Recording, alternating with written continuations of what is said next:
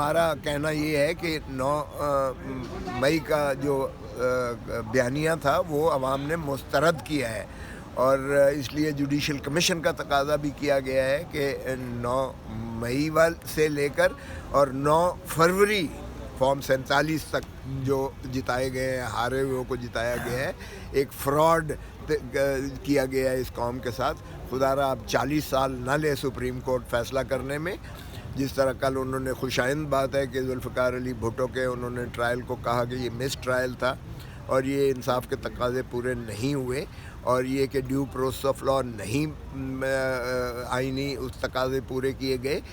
یہ خوشائند فیصلہ ہے، لیکن خدا را یہ بھی فیصلہ کر دیں کہ 9 مئی کا جو واقعات ہوئے ہیں اور کیسٹرڈ سے، اور 9 فروری سے جو فارم 47 کے ذریعے جیتے ہوئے کو ہرایا گیا اور ہارے ہوئے کو جتایا گیا، جو آج پرائم منسٹر بندر بانٹ کر رہے ہیں بڑے بڑے عہدوں، ریاستی عہدوں کے فراڈ کے ذریعے سے، یہ بھی فیصلہ کریں کہ کیا یہ عوام کے مترجم ہیں، عوام کی آواز ہیں، عوام کے منتخب نمائندے ہیں، یا پھر یہ گھس بیٹھیے ہیں جنہوں نے غاصبانہ قبضہ کر کے 3 مرتبہ تو پہلے اس دھرتی ماں کو لوٹ چکے، اور چوتھی مرتبہ کیا پھر لوٹنے اس دھرتی ماں کو آ گئے ہیں، اور بڑے بڑے عہدے جو ان کے عوام نے نہیں دیے ان کو، یہ وہ لینے جا رہے ہیں. تو اس کا بھی ہم نے پارلیمان میں بھی تقاضا کیا، اور آپ نے دیکھا کہ اس کی تائید بلاول بھٹو زرداری صاحب نے بھی کی، اور باقی جو ہے جماعتوں نے. عمران خان صاحب اس حوالے سے کس سٹانس پہ رہے ہیں کہ کیا مفاہمت کی طرف معاملات اب جانے چاہیے، مل بیٹھ کر چیزیں جو ہیں وہ طے کرنی چاہیے؟ وزیر اعظم صاحب نے بھی اس دن اپنی اسپیچ میں مفاہمت کا جو ہے وہ میسیج دیا تھا. کون سا وزیر اعظم؟ اور بھائی ہم وزیر اعظم اس کو کیسے مان سکتے ہیں جو اپنا الیکشن ہارا ہوا ہے؟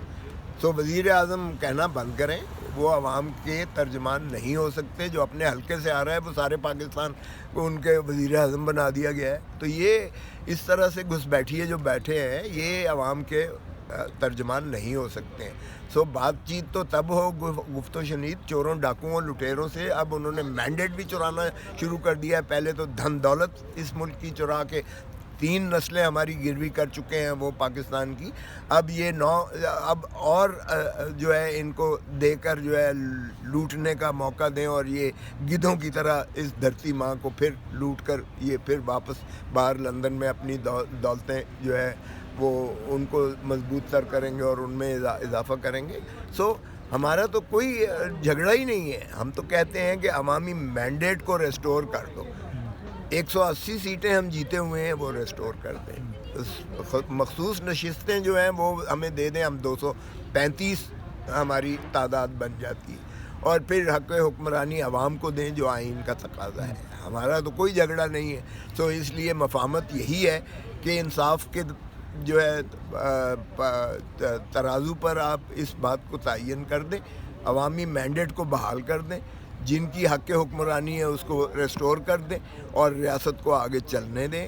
فراڈ کی بنیاد پر کوئی ریاستیں نہیں چلا کرتی. قاضی فائز عیسیٰ صاحب انسانی حقوق کی یادگار تعمیر کروا رہے ہیں، اور ایک طرف صحافی اسد طور بھی ان دنوں پابند سلاسل ہیں. کیا کہیں گے اس حوالے سے؟ دیکھیں مسکراہٹ کے پیچھے کی وجہ کیا ہے جو بھی آپ کے چہرے پہ مخصوص آئی ہے؟ دیکھیں ہم کہتے ہیں کہ خدا را جو بھی میڈیا کے ساتھ ظلم زیادتی ہو رہی ہے، ہم بالکل میڈیا پرسنز کے ساتھ ہیں. اگر ٹویٹر کو بند کیا جاتا ہے، اگر یوٹیوب کو بند کیا جاتا ہے، اگر طور کو جو ہے پابا سلاسل کیا جاتا ہے، عمران ریاض کو جو ہے وہ پھر گرفتار کر لیا جاتا ہے، تو یہ جو ہے ہم بالکل تن من دھن میں آپ کے ساتھ ہیں اس معاملے میں.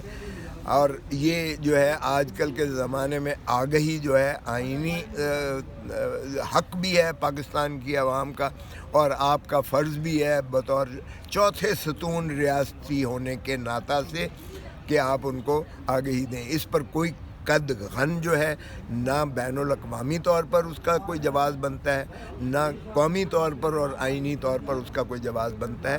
ہم اس کی شدید اور پرزور مذمت کرتے ہیں، اور انشاءاللہ آپ دیکھیں گے کہ میں پارلیمان میں بھی یہ اس چیز کو اٹھاؤں گا کہ یہ جو ہے آپ کے ساتھ جو ظلم اور زیادتی اور جو اس میڈیا کے ساتھ ہو رہی ہے، اس کو کوئی جواز نہیں بنتا، اس کو ختم کیا جائے. بلاول بھٹو نے جو ہے وہ مسکراہٹ آئی، اس کی کیا وجہ ہے؟ اب بھی آپ مسکرا رہے ہیں، کس چیز کی؟